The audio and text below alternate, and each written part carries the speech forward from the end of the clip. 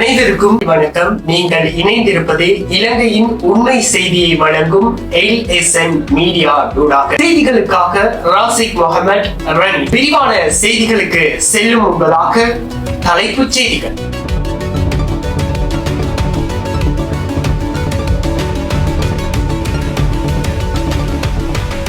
பத்தாவது பாராளுமன்றத்தின் முதலாவது அமர்வு இன்று. வங்காள விரிகுடா கடல் பிராந்திய நிலவும் காற்றழுத்த நிலை காற்றழுத்த தாழ்வு மண்டலமாக உருவாகும் சாத்தியம். இது எமது தலைப்புச் செய்திகள். தொடர்பான விரிவான செய்திகளை இப்பொழுது பார்க்கலாம்.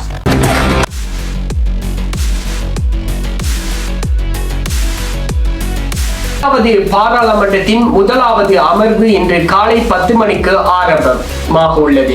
முதலில் சபாநாயகர் தெரிவு இடம்பெற உள்ளது. ஜனாதிபதி பிரதமருக்கு அடுத்ததாக முக்கியமானவராக கருதப்படுபவர் சபாநாயகராக ஆவார்.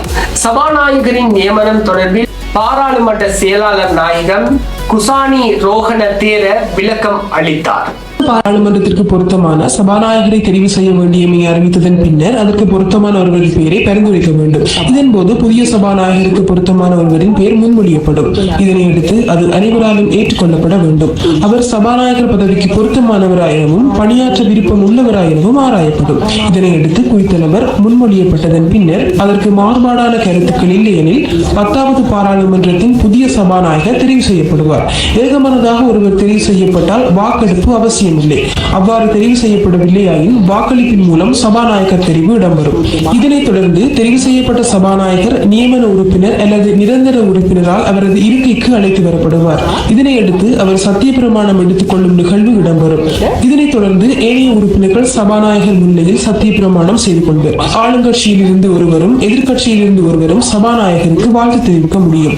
இதன் பின்னர் பிரதி சபாநாயகர் தெரிவு இடம்பெறும். அவர் வாக்கெடுப்பின் மூலம் தெரிவு செய்யப்படுவார். නියෝජ්‍ය කතානායකවරුන්ට තෝරා පත් කළ යුතු බව ඡන්දයෙන් තෝරා පත් කර ගත යුතු බව දැනුම් දෙනවා. வங்காள விரிகுடா கடல் பிராந்தியத்தில் நிலவும் காற்றழுத்த நிலை எதிர்வரும் 2 நாட்களுக்கு காற்றழுத்த தாழ்வு மண்டலமாக உருவாகும் சாத்தியம் உள்ளதாக வளிமண்டல திணைக்களம் எதிர்வு கூறியுள்ளது. இதன் காரணமாக வடக்கு, வடமத்திய மற்றும் கிழக்கு மாகாணங்களில் இடையே மழை அல்லது இடியுடன் கூடிய மழை பெய்யும் என திணைக்களம் அறிவிப்பு.